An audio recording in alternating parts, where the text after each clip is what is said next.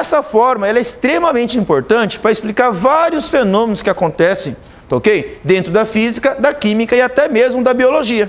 Por exemplo, se nós considerarmos, vamos imaginar uma situação aí, tipo as câmeras fotográficas digitais, tá? As câmeras fotográficas digitais, elas não tiram uma fotografia a partir da luz, porém, a partir de uma placa, que é um sensor, e essa placa ela recebe a luz. A luz faz o quê? Energiza essa placa que possui o sensor, certo? O sensorzinho, ele eletriza por efeito fotoelétrico. Ao eletrizar, ele adquire uma certa quantidade de carga e essa carga depende da cor que atinge o sensor. Então, por exemplo, a luz ultravioleta, se fosse luz ultravioleta, teria mais energia do que a luz violeta, que por sua vez tem mais energia do que a luz azul. Então, cada cor que a gente pode observar aqui possui uma certa quantidade de energia. Essa energia, ela energiza, tá ok? A placa arrancando elétrons, e esses elétrons são arrancados de acordo com a energia contida no fóton de luz. Como cada cor possui um certo quantum, aquele valor é registrado pelo sensor e indica ali uma certa cor. Então vamos supor que seja a cor azul. Ele eletriza aquela plaquinha com uma certa quantidade de carga. Se for, por exemplo, a cor amarela, ela não tem a mesma energia que a luz azul. Então a quantidade não vai ser a mesma, vai ser um valor bem menor. Resultado, cada uma dessas cores é registrado por uma quantidade de carga e essa carga é entendida através de forma digital como sendo o código de uma cor. Na hora que isso vai para o arquivo a ser armazenado, esse arquivo armazena o código referente a cada uma das cores, naquele ponto onde a luz atingiu. O resultado é que esse código vai depois para o computador, que o computador interpreta aquele código como uma determinada cor que incidiu ali e ele reproduz a imagem original. Tá? Então a imagem digital gerada numa câmera fotográfica, certo? De forma digital, é devido ao efeito fotoelétrico. Tá? Outro caso comum que a gente pode perceber no nosso dia a dia, tá por aí, é você ver sensores colocados em postes de luz na rua, onde eles conseguem ligar as lâmpadas automaticamente quando escurece o dia. Já notaram isso? À medida que vai escurecendo, a luz dos postes não vão acendendo? Como é que a lâmpada sabe que escureceu e ela tem que acender? Será que alguém lá na companhia de distribuição de energia elétrica fala assim, anoiteceu, eu vou ligar os postes agora? Vai acender poste por poste da cidade? Claro que não. O sistema é ligado automaticamente. Mas como é que isso é percebido? Tem um sensor que tem uma placazinha metálica, essa plaquinha está recebendo a luz do sol durante o dia. Aí o que acontece com aquele sensor? Ele fica energizado, ele eletriza. Porque essa radiação atinge aquele sensor, ele fica eletrizado porque ele perde elétrons. Enquanto ele está eletrizado, um processadorzinho ali interpreta, ok? Que esse dado e fornece para ele que tem luz no ambiente. Então ainda está claro, certo? Na hora que o sol se põe, deixa de chegar luz àquele sensor. O que o sensor faz? Ele perde a sua carga elétrica. Ele volta a ficar neutro. Ao se neutralizar, um processador entende, parou de chegar luz. Aí o que ele faz com as lâmpadas? Ele acende automaticamente. Então tem um sistema inteligente ali que fica monitorando o sensor se está ou não recebendo luz. Esse sensor fotoelétrico, ele é sensível à radiação do sol. À medida que a luz do sol atinge, ele fica eletrizado e ele informa um processador inteligente que vai dizer para o sistema de que a luz no ambiente não deve acender as lâmpadas. Na hora que a luz do sol se põe, o sol se põe no horizonte, para de chegar a luz, o sistema deixa de ficar eletrizado, essa perda de carga do sistema faz com que o processador entenda que agora não tem mais luz no ambiente, ele deve acender os postes. Tá? Então esse sistema automatizado, ele facilita o nosso dia a dia aí na rua, de estar acendendo a luz de postes ou não. Nós também encontramos sensores hoje em casa nesse sentido. Tem pessoas que podem instalar isso na casa, para que a luz de um determinado cômodo acenda automaticamente quando escurece. Já viu esse tipo de coisa já? Certo? O pessoal instala na casa esses sensores fotovoltaicos, ok? Onde eles são capazes de detectar se lá fora está com luz no ambiente. Se está de dia, ele mantém a luz apagada. Se escureceu, ele acende a luz, numa tentativa de simular que existe gente dentro da casa, né? Ok? E aí dessa forma, se algum bandido passa ali na frente e vê que durante o dia a luz está apagada e durante a noite a luz acendeu, ele pode achar que dentro da casa tem alguém, certo? Até que ele percebe que igual sempre acende no mesmo horário, né? Ok? Certo? Entendeu? E fica a noite inteira acesa, né? Então, dependendo do bandido, ele vai perceber que, na verdade, isso é automático, né? Tá? Mas, por outro lado, é um sistema inteligente de monitoramento de presença de luz, tá? Então, ao nosso redor, hoje, nós temos muitos aparelhos e tecnologias, então, sendo geradas a partir desse efeito aqui. Por conta disso, isso aqui passa a ser importante também nas provas de vestibulares por aí, tá? Exatamente porque é um efeito importante e predominante. Agora eu vou te explicar para vocês um fenômeno bastante importante a respeito da eletricidade. Oi? Ah, a pergunta dele é importante. Ó. O que acontece com os elétrons quando eles pulam para fora da placa metálica?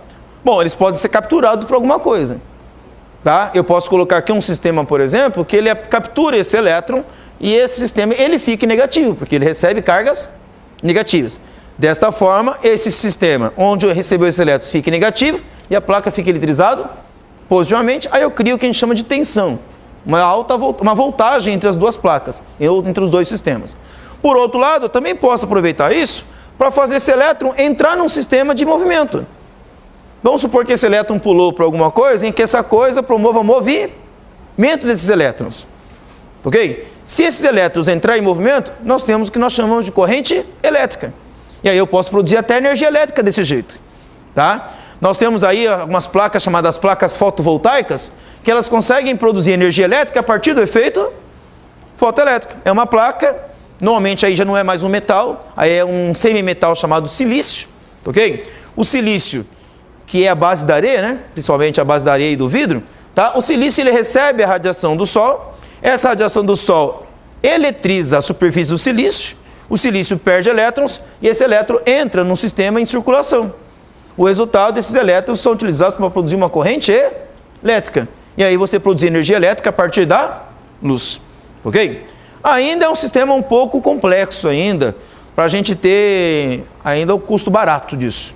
Mas a tendência, com o passar do tempo, é baratear esse sistema de produção de energia elétrica a partir da luz do Sol e provavelmente vai ser a produção futura aí, tá?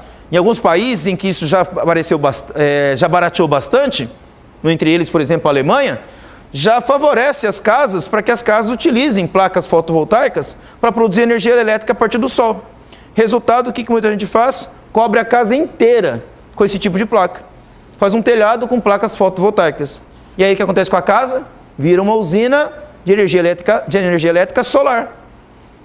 E aí essas casas produzem tanta energia elétrica, porque o teto é grande, né, uma área bem grande, que eles são capazes de produzir energia elétrica não só para consumo próprio da casa, quanto o excedente dessa energia ser utilizado para vender para as companhias de energia elétrica. Então os caras não pagam pelo custo energético que eles estão utilizando. Na verdade, eles vendem, eles ganham dinheiro. Bom, aí é outra coisa, né? A produção de energia elétrica em algumas cidades lá da Alemanha já está sendo tão alta que as pessoas estão ganhando dinheiro com isso. A própria casa se transformou numa pequena usina de energia elétrica solar, tá? Porque para muitos governos, para muitas companhias elétricas, isso é mais barato para elas, é mais vantajoso. Porque quem mais consome energia elétrica no mundo todo não são as casas, não são as residências. Quem mais consome energia elétrica no mundo são as indústrias. E às vezes, para você abastecer um país industrializado, ok? Você tem que construir muitas usinas hidrelétricas, ou muitas usinas nucleares, muitas usinas que produzem essa energia elétrica. E às vezes isso sai caro demais. Então, às vezes, pode ser criado um plano de governo que facilite isso, um plano econômico que facilite esse tipo de implantação. As pessoas constroem, elas gastam do próprio bolso para construir o telhado com células fotovoltaicas. Essas casas passam a produzir energia elétrica e o excedente é vendido para a companhia. No final, quanto que a companhia gastou para construir essas usinas? Nada. Cada casa foi construída do dinheiro próprio do morador da casa, certo? Resultado, ela só vai comprar aquela energia a um custo bem barato e não teve o custo de produzir aquilo. Quem vai produzir é cada cidadão com a sua própria casa. Tá? E para onde vai essa energia? Essa energia vai para outras casas que não fazem isso ou para a indústria, tá? Que é o principal consumidor das companhias de eletricidade. Tá? Ela deixa de investir, passa a comprar a baixo custo e utiliza essa energia para ser fornecida a quem de fato vai dar lucro para a companhia elétrica. Tá? Em alguns países isso já acontece. Ok? Aqui, infelizmente, não é viável pelo alto custo que essas placas atualmente têm para a produção de energia elétrica. Mas, como tecnologia é uma questão de demanda de mercado, né, o custo dela, talvez se nosso país começar a produzir isso em larga escala e houvesse aí um incentivo para que as casas pudessem ser construídas com telhados assim, talvez isso pudesse tornar viável.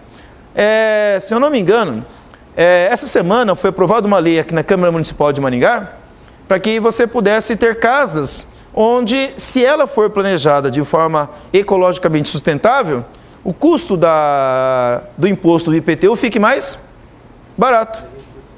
Até 20%, exatamente, até 20% no custo do IPTU. Isso é um incentivo. É claro, isso não paga a instalação de uma placa fotovoltaica. Mas, como eu falei, é um incentivo. Somando-se a outros incentivos possíveis que pode acontecer, isso no final pode fazer muita diferença, tá? Mas voltando aqui, vou falar para vocês de um fenômeno importante chamado de raios.